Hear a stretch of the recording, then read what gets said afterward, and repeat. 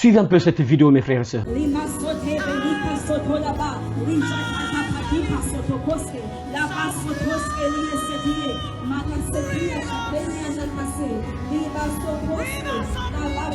Il va vraiment faire chaud en enfer, mes frères. Il y a des gens, moi je me pose des questions. Il y a des gens, vraiment, je sais qu'il y a des gens qui sont dans l'église. Il y a des gens parfois qui prêchent. Il y a des gens parfois qui sont là, qui chantent pour le Seigneur, mais qui ne croient pas que l'enfer existe. Je crois qu'il y a des gens qui pensent que l'enfer n'existe pas, mes frères.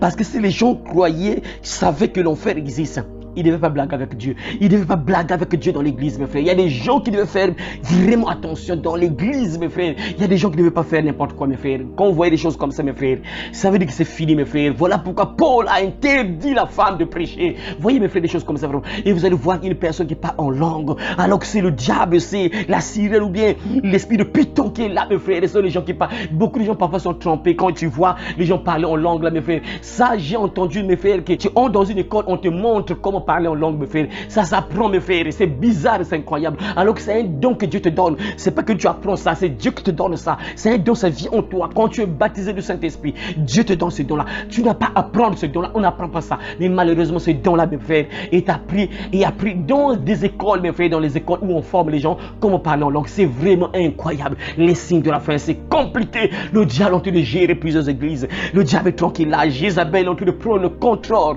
de plusieurs églises pour les préparer en enfer, mes frères. Incroyable. Regardez, mes frères, c'est incroyable, mes frères. Regardez comment la sœur se présente devant le Seigneur. Ah, Seigneur, que Dieu nous aide. Mais frère, voilà pourquoi j'ai souvent l'habitude de dire, les femmes musulmanes, si ce n'était que pour l'habillement, toutes les femmes musulmanes, les vraies, je parle des vraies, les vraies femmes musulmanes devaient partir au ciel. Toutes les femmes musulmanes devaient partir au ciel. Et si ce n'est uniquement pour l'habillement seulement, si c'est seulement l'habillement qui sauve les femmes, par exemple, toutes les femmes musulmanes au paradis devaient se retrouver au paradis, mes frères. Mais regardez, nous qui avons Dieu, nous qui croyons en Dieu, nous qui savons que notre Dieu est vivant, nous prions un Dieu vivant. Mais regardez comment les gens se comportent dans l'église. C'est incroyable, vrai. C'est quoi? C'est compliqué. Quand je pense un peu aux hommes qui sont là, les hommes qui sont en train de suivre ce genre de choses-là. C'est sûr qu'ils ont des yeux fixés sur autre chose. Ils ont des yeux fixés sur autre chose. Ils pensent à autre chose quand ils voient des images comme ça. C'est terrible. Et la Bible dit, mes frères, je vais vous lire un passage biblique, mes frères, pour vous dire le danger. Le danger quand quelqu'un pousse quelqu'un dans le péché, mes frères. Luc chapitre 17, versets 1 et 2. Écoutez, mes frères, ce que la Bible déclare. Jésus dit à ses disciples, il est impossible qu'il n'arrive pas de scandale. Mais malheur, malheur, malheur, malheur à celui par qui ils arrivent. Il vaudrait mieux pour lui qu'on mit à son cou une pierre de moulin et qu'on le jetât dans la mer, que s'il scandalisait un de ses petits. Ça veut dire quoi, mes frères et sœurs? Ça veut dire Jésus on te dit que il y aura toujours des occasions de chute. Il y aura toujours des occasions de chute dans le monde. Tant que nous sommes dans le monde, il y aura toujours des occasions de chute. Mais Jésus dit, malheur à la personne qui pousse une personne à chuter. Malheur à la personne qui pousse l'autre, qui pousse un enfant de Dieu à chuter, à tomber dans le péché. Malheur à cette personne. Et Jésus dit, c'est mieux qu'on attache cette personne une meule de moulin, c'est un truc rond. On attache cette personne une meule de moulin au cou et qu'on jette cette personne dans la mer. Me fait imaginer une personne qui pousse un enfant de Dieu dans le péché, qui pousse un frère, une soeur à chuter. Regardez ce genre d'habillement. Ça pousse beaucoup de jeunes à chuter. Je ne sais pas combien de jeunes regardent ce genre d'image-là. Je ne sais pas comment ils se pensent. Ceux qui n'ont pas vraiment été, ceux qui n'ont pas encore crucifié totalement leur chair, je ne sais pas comment ils réagissent. Ceux qui ont crucifié la chair peuvent parfois rejeter ça. Ils ne vont pas trop travailler ça dans la tête. Mais il y a des nouveaux convertis qui sont là, qui n'ont pas encore peut-être crucifié la chair. Ils viennent d'arriver dans le temple, ils viennent d'arriver dans l'église. Et dès qu'ils voient ça, les choses qu'ils voyaient dans le monde, ils retrouvent ça dans l'église. C'est incroyable. Parfois, il avait arrêté avec la masturbation. Quand le frère regarde ça, il repense encore à la masturbation.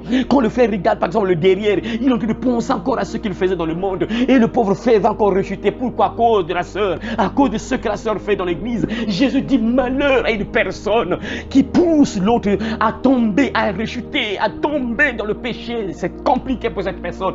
Voilà pourquoi j'ai dit, Jésus a dit, il y aura des pleurs et des grincements dedans au jour du jugement dernier. Ça va être chaud, mes frères. Ça sera compliqué au jour du jugement dernier. Beaucoup de gens vont pleurer, mes frères. Beaucoup de soi-disant chrétiens vont pleurer. Ils vont pleurer. Ils ne vont pas comprendre, mes frères. Ah, c'est compliqué. Non, mes frères, ça c'est clair.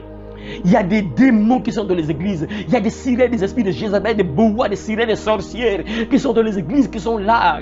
C'est malheureux. Et les gens n'ont pas le discernement. Et les démons sont en train de parler en langue. Même les démons parlent en langue. Les gens pensent que non, puisque la personne parle en langue, la personne chante en langue ou parle en langue, c'est obligatoirement le Saint-Esprit. C'est pas obligatoire le don du Saint-Esprit. C'est pas le don du parler en langue. Parfois, c'est un don démoniaque, mes frères et sœurs. Il faut avoir le discernement dans le temps que nous sommes, mes frères. Le temps de la fin, là, mes frères, c'est compliqué. Voilà pourquoi, frères et sœurs, sortez de ce genre d'église, sortez du milieu d'eux. Comme dit la Bible, sortez du milieu d'eux. Il faut sortir de là. Sauve ton âme, mon frère, sauve ta vie. Si tu te trouves dans une église comme ça, d'une église où les sœurs viennent comme ça, mon frère, et sont devant la chair comme ça, on te chanter des chants qui chantent comme ça, ma sœur, sors de là, mon frère, sors de là. Sauve ton âme, c'est la fin, mes frères et sœurs. C'est compliqué, nous sommes à la fin, mes frères. Que Dieu nous aide à comprendre cela, frère. Frères et sœurs, quand tu vois des choses comme ça, ça veut dire que c'est la fin, mes frères. Jésus-Christ arrive, mes frères. Jésus-Christ ne tarde plus d'arriver. Et quand il va revenir, mes frères, ça sera compliqué. Quand Jésus-Christ viendra, ça sera compliqué, mes frères. La Bible déclare que Jésus-Christ apparaîtra du ciel au milieu d'une flamme de feu avec tous ses anges pour punir ceux qui ne connaissent pas Dieu et ceux qui n'obéissent pas à l'évangile de Jésus-Christ. Ça sera compliqué, mes frères. Ça sera un jour sans pitié. Ceux qui blaguent avec Dieu, ça sera compliqué. Les gens pensent que non, Jésus, bon, il est gentil. Oui, c'est vrai, Jésus est gentil, Dieu est gentil, mes frères.